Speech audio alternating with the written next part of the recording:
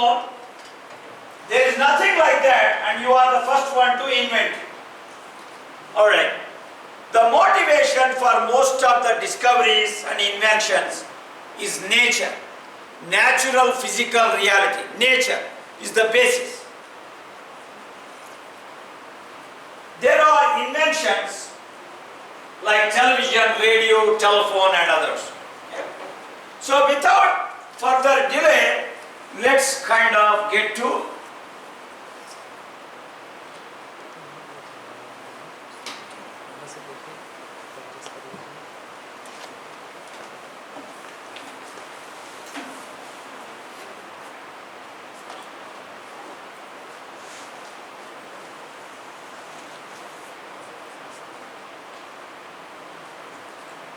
Alright. At any rate, most of you know that modeling is one of the bread and butter of whether deep learning or any theoretical engineering or science or whatever it is. Modeling. So to give a simple example, you have a pendulum and you take the pendulum to one side and you released it. You want to understand the nature of motion. So all of you know, if you have x of t equals a cos omega t plus theta, and at time 0 it's at one end, and I release it. Okay, then what happens? You take dx of t by dt, it becomes a omega sin omega t plus theta, or with a minus sign there. When you take the second derivative, then you get the differential equation d square x of t over dt square is equals to omega square a x of t. So the second derivative is directly proportional to x of t. If you try to solve the differential equation, you get simple harmonic motion. Why I gave that example is modeling is bread and butter. One of the very simple models is, a principle is what's called as principle of Occam's razor, principle of parsimony or principle of Occam's razor. Make the model simple but not any simple. You try to make the model, you simplify the model but don't make it too simple. So generally we are trying to model the human nervous system or animal nervous system. We are trying to model. And already people know there are biological neurons. In neurobiology, you study how the neurons operate in the brain. So we want to mimic, we want to first understand what a model of a neuron looks like and how to emulate that model. There are no isolated neurons, they are connected, and human brain has of the order of 10 power 11 or 10 power 12 neurons. As you grow older, some of them die, okay, and you develop some diseases. Yes. So first question would be, the first thing a child learns is alphabet, right? And we don't need to go into history. Greek alphabet was possibly the alpha, beta and others. Greek alphabet, and from Greek alphabet came Roman alphabet. Alright, and history, Roman Empire took over large parts of Europe, and the Roman alphabet or the Latin alphabet became very, very popular. And when we come back to India and Urdu or Persian or some other language, they have their own alphabet. Okay. Now, first thing the child learns is the alphabet. So, let us say in Hindi or Sanskrit, we have A, E, and so on. Now, first problem is, you take an alphabet and and you teach a child how to learn the alphabet. We are trying to model that learning process. We are trying to model the learning process. So when we are trying to model the learning process, the first question that comes out is, we have 26, let's get back to English. Let's say there are 26 alphabet characters, and we want a machine or we want a human being to recognize it, to recognize the alphabet. So the first problem attempted by neural networks is classification. It comes out all over the place. When you have, let's say, a running commentary by a machine, you have the player, you have the bat, you have the ball, you have the umpires, and you have the players and so on. So all these players, if possible, give a caption to them, whether it is Dhoni or Kohli or whatever it is, or whoever it is. Now, the classification is a kind of bread and butter of artificial neural networks. But ANNs are not just about classification itself. Then there is association. So today I look at Professor Hassan and I see him 5 months later, I still recognize him. Dr. Priya, I see her today, maybe after 3 months, I can still recognize him. The simplest thing is, when a child looks at her mother or his mother, a child recognizes the face without any effort. What exactly happens in the brain? See, I must tell you something.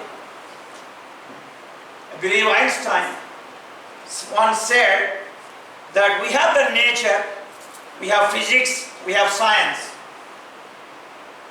Do we fully understand nature? The answer is, it is our best effort. It's our best effort. Why I said that is, we are trying to emulate learning in machines. But is the biological learning, does it have anything to do with your computational models? The answer is no. That's why in neuroscience, there are two parts. One is the biological neuroscience and the other one is the computational neuroscience. All your neural nets, deep learning, comes under computational neuroscience. And those of you in the audience, in India, there is something called as National Brain Research Center, NBRC, in Manesar, Haryana. And in Japan, they have what's called as RIKEN. If you want to go for internship, you can write to NBRC. They are willing to give you some 3 months training.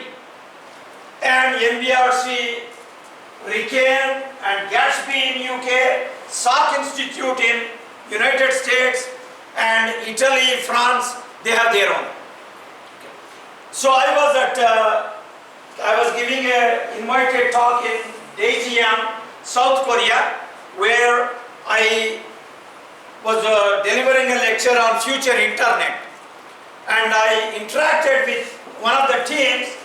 The team is Brain Function Decipherment Team. Brain Function Decipherment Team. So this is a machine. How this machine really operates is still fully not understood. Okay. And I'll ask a simple question. How many of you think that the neuronal activity, like electrocardiogram for the human heart, suppose we record the brain activity using EKG, EEG, or CAT scan or whatever. Suppose we record the electrical activity by EEG. How many of you think that the electrical activity is much more when you are awake than when you are at sleep? You understand the question? You are awake and we hooked up EEG machine, EKG machine to your brain. you think that the activity is very small during night, during sleep. It so turns out that when people conducted the experiments, the activity is much more when you are sleeping. Okay? It was done maybe 3-4 years ago, or maybe 5 years ago. Okay. So we will come back to the classification problem. Yeah. We come back to the classification problem. What is the classification problem? We want a machine to recognize alphabets and numerals. When you want a machine to recognize alphabets, first thing is, how does the machine proceed? How should the machine proceed? And one of the main models of artificial neuron,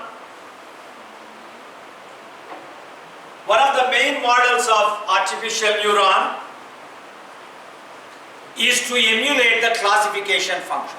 That's the beginning. Then people went to a little bit more difficult. Just like most of our languages, you have alphabets, you have words, you have sentences, and so on. So, first level is alphabets. Then we have isolated word recognition. We want recognition of isolated words. This could be written or spoken. This could be written, you have the written alphabet or spoken alphabet, or written words or spoken words. You see, in Hindi you say ghar, in English you say house, in Telugu you say illu. Where we have this word, Chinese, Japanese, Korean, I believe, to write house, they draw a diagram of a house. See, look, I am not saying anything negative about Japanese, Korean, or Chinese.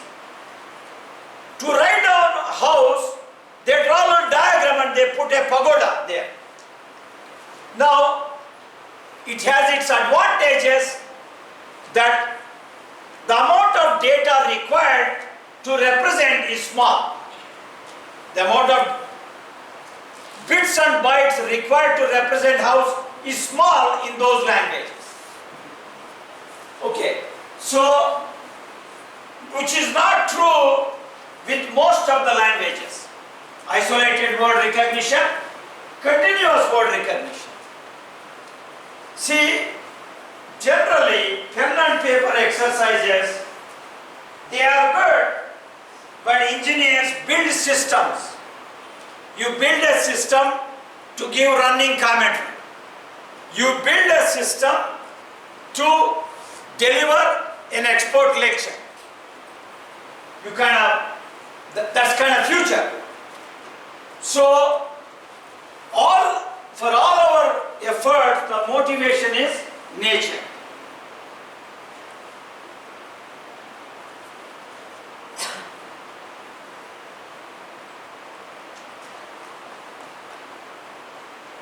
Alright.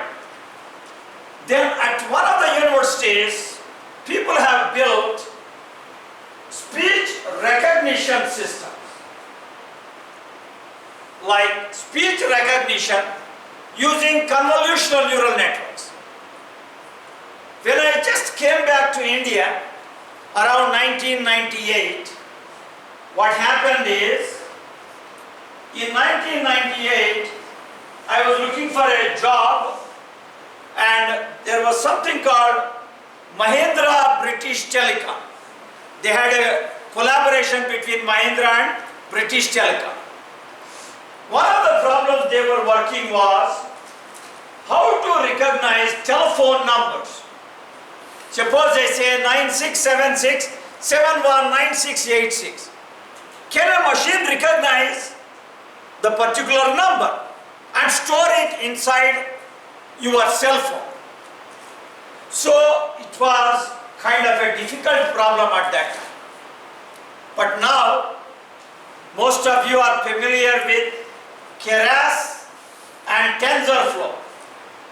Most of you CNN researchers are familiar with Keras and TensorFlow.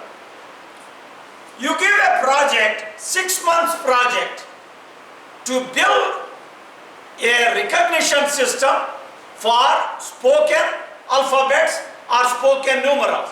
It's a 6-month or 8-month project. Kind of very simple because of advances in deep learning.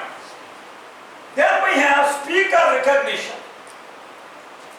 Like, I'm sure you know biometrics. Suppose you want to enter this room and a machine asks you a question. What's your name? She says Fatima. The machine recognizes her voice and lets you in. Of course, you have fingerprint, you have iris, you have all sorts of biometrics. Multi-modal or uni-modal biometrics. Now, we have the association problem. What is the association problem? So far I talked about classification.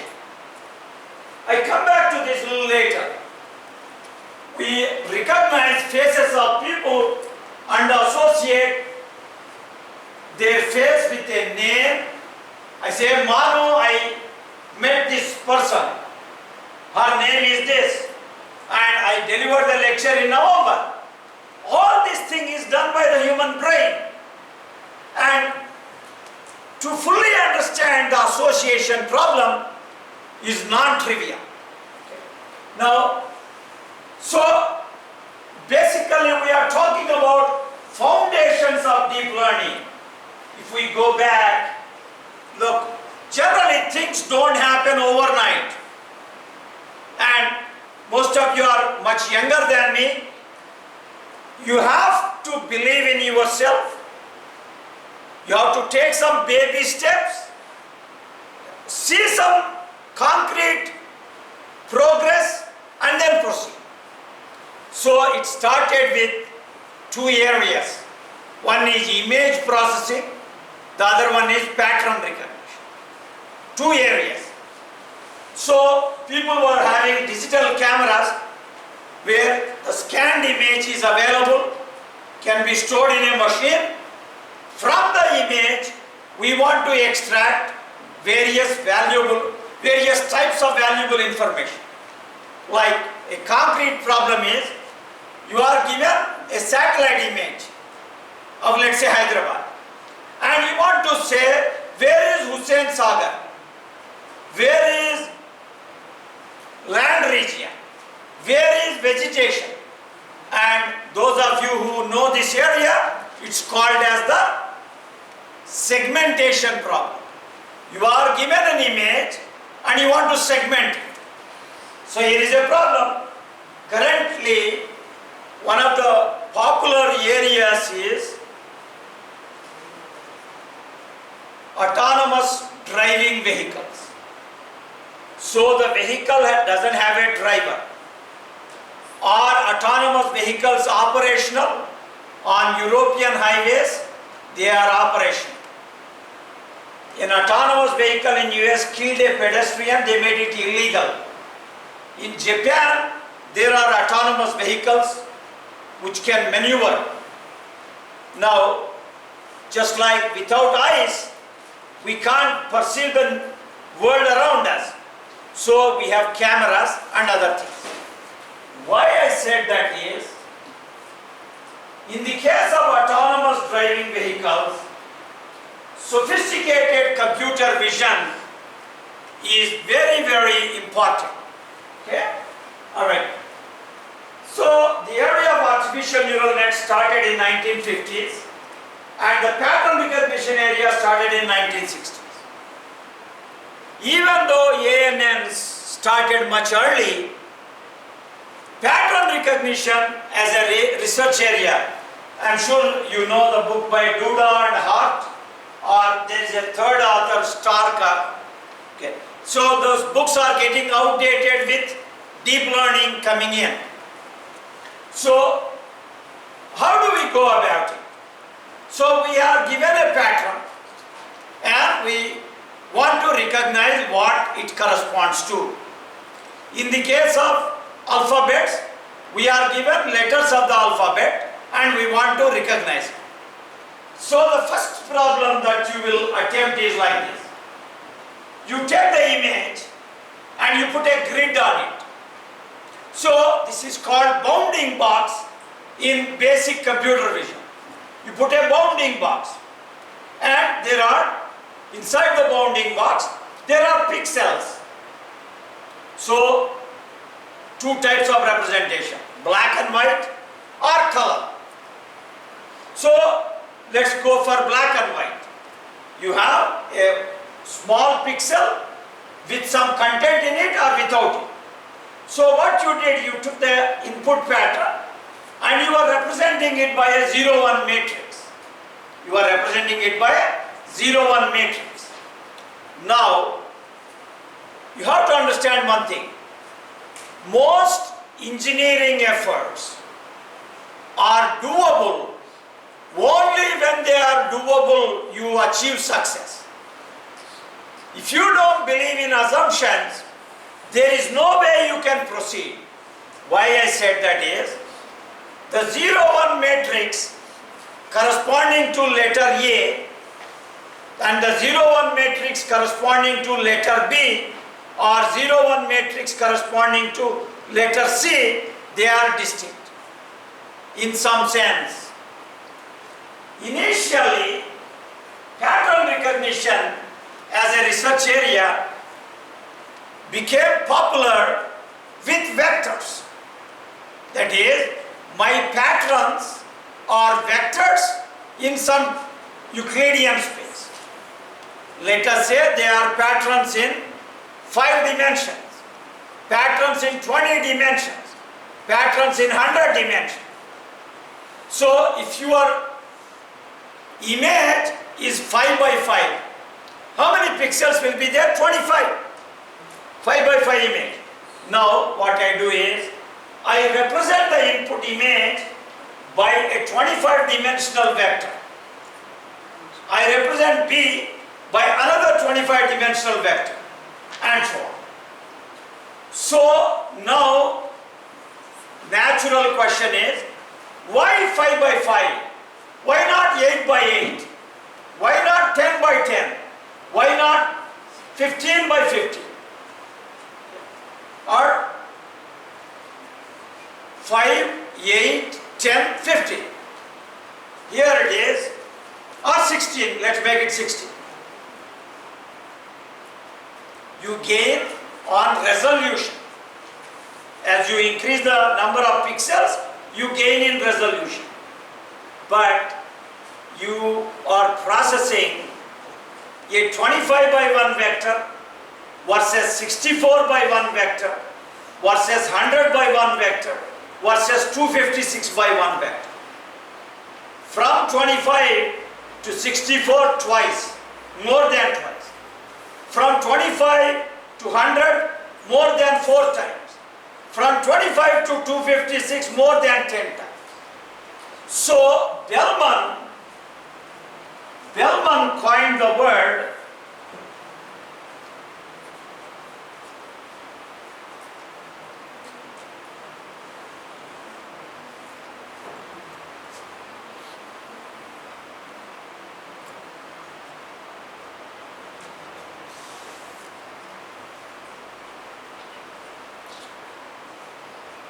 Alright, we are confronted with the notion of cursive dimensionality. So Bellman was a professor in 4 or 5 departments: electrical engineering, computer science, mathematics, economics, medicine, several departments.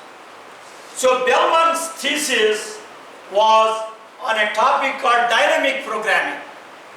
And you use dynamic programming routinely in computer science. So Bellman said, we are gaining on resolution, but we are confronted with the notion of cursive dimensionality.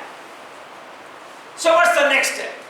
The next step is, how do we go away from a 256 dimensional pattern to a lesser dimensional pattern. So, I can give some concrete examples. Let us say you know Hindi. Suppose you want to distinguish between A and A. We want to distinguish. One is to have the entire image of A and A.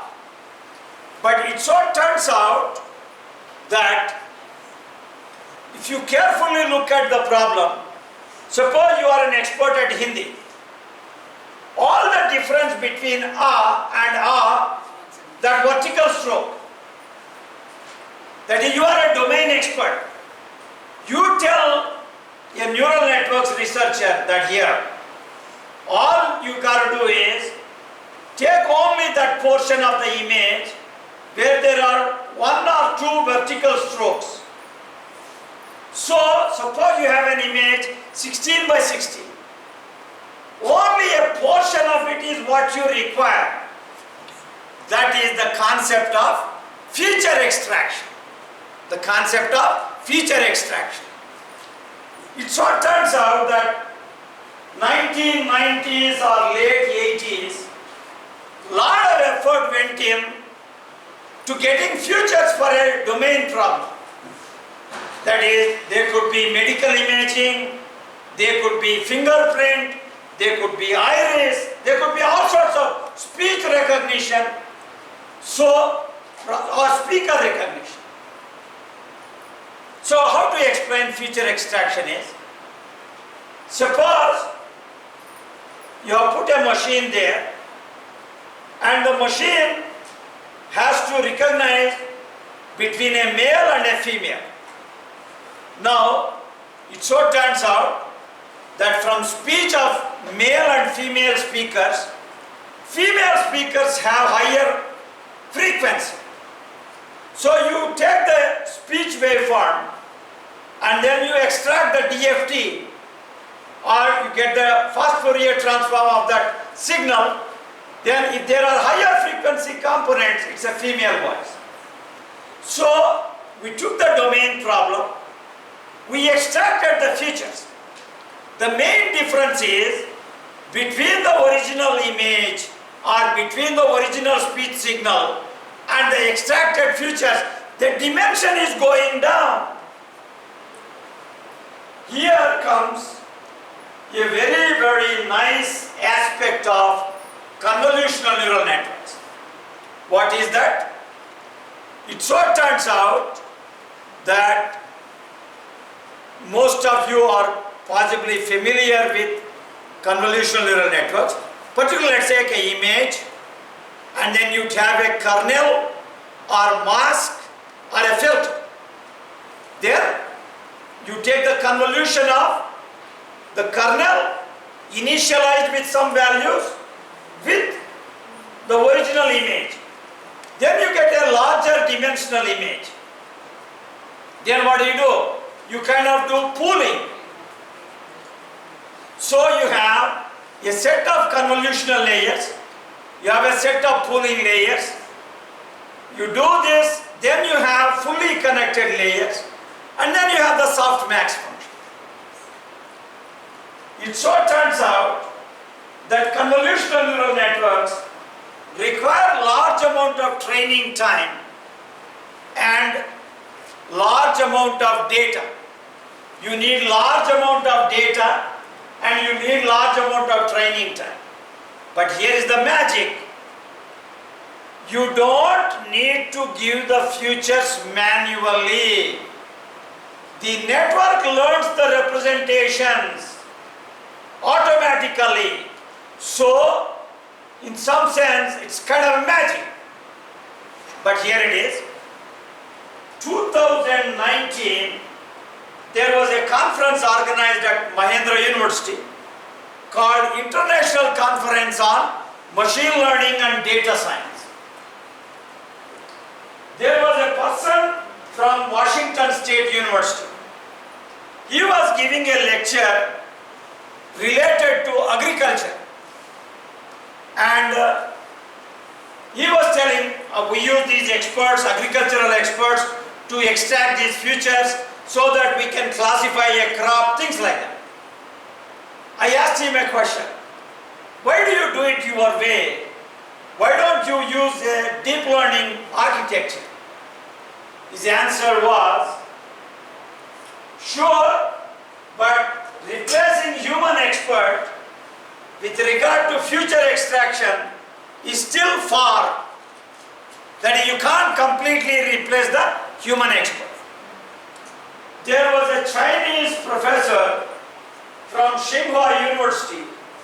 He was giving a lecture and he kind of explained deep learning systems. Then at the end of the lecture, I asked him a question. I asked him, do you mean to say that human expert could be completely taken out? His answer was, y equals f of x. And what we are doing is that f and many real world problems are much more than f of x. So it may sound like that human expert could be eliminated, but totally eliminating human expert, I don't think it is. It's very far from now. See, there's always a question, can there be robots which can do everything a human being can do?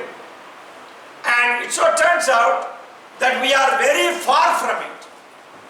Maybe 50 years, there are robots doing many things, but can they replace a human being? My gut feeling is not in 50 years. Okay? All right. Now, before, what time? 2:30, 3:30? Yes. So before we take a break, all of you know patrons are represented as points in a higher dimensional Euclidean space. We arrive at the notion of training a classifier. That is, we take a child, on the slate we write down the alphabet and we ask the child to repeat it. So you are training the child. After training is done, you check the child whether he or she has learnt or not. So this is the basic idea of learning that we all emulate. First question that should come to your mind is, in every learning paradigm, is it required to have a teacher? So that comes under the paradigm of supervised learning, where there is label attached to every input pattern and the classifier knows the label. So you train the network and then you test the network to get a desired accuracy, maybe 99% or some other value. Natural question would be, is classification always or is learning always supervised? Is learning always supervised? The answer is no. So I am going to spend some time on unsupervised learning paradigm. Namely, you have taken the patterns, you have represented them in some Euclidean space. After representing them, you are under the assumption that all the patterns belonging to A are in some region, those belonging to B are in some other region, and so on. So we come to this concept of clustering, the so-called clustering. Clustering, at the beginning you don't know the class label. You don't know the class label. All you know is all the patterns belonging to a class, they are closer to each other. So k-means or whole bunch of clustering algorithms have come. All right. Then there is another area called reinforcement learning. Currently, many commercial systems require, including your chat GPT, they require some sort of reinforcement learning. The best way to explain reinforcement learning is, there is an actor, there is a critic, and there is the environment. Actor takes actions. Critic criticizes, either gives reward or punishment.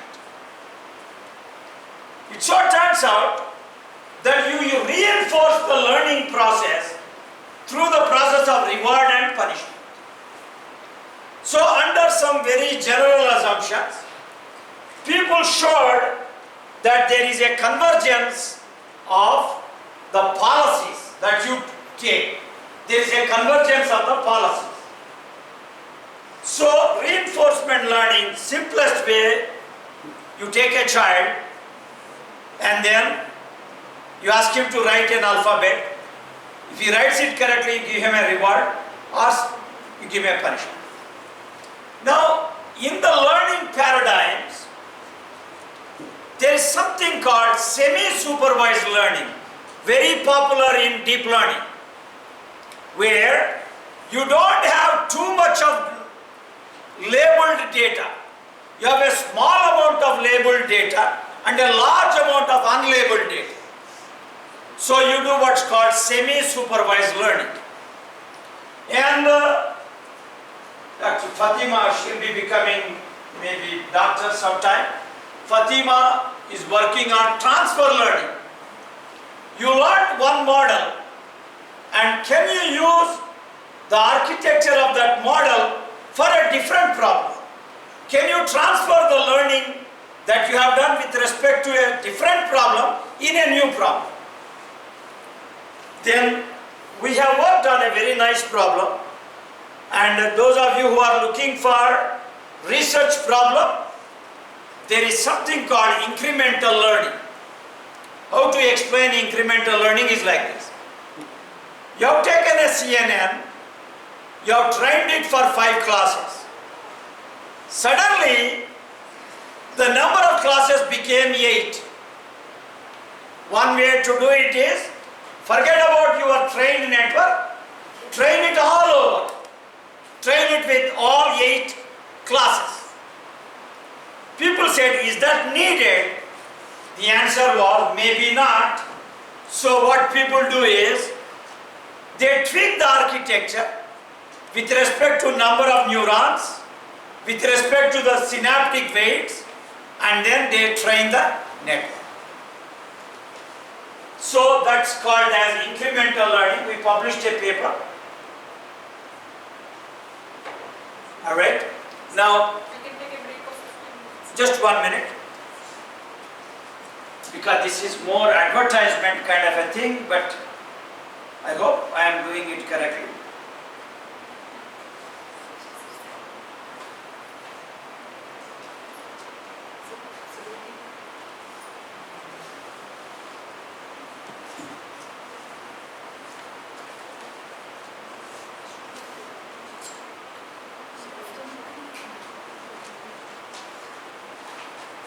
Alright, see, those of you who are interested, I have written a book in which a very nice unified theory is available. Mainly, there is a research area called cybernetics, coined by Norbert Wiener. In the biological systems, there are 3 functions. One is computation, communication, third one is control. Computation, communication, and control. It so turns out that these 3 theories have developed independently. And what my book shows reasons, they are all unified into a single theory where they are connected to artificial neural networks. And how the human brain found all the three functions and arrives at correct optimal control vectors, optimal code words, and optimal computing functions. It's available from New Age International. It used to be Wiley. It's now available for about 500 rupees or so. And if you are interested, you can buy it.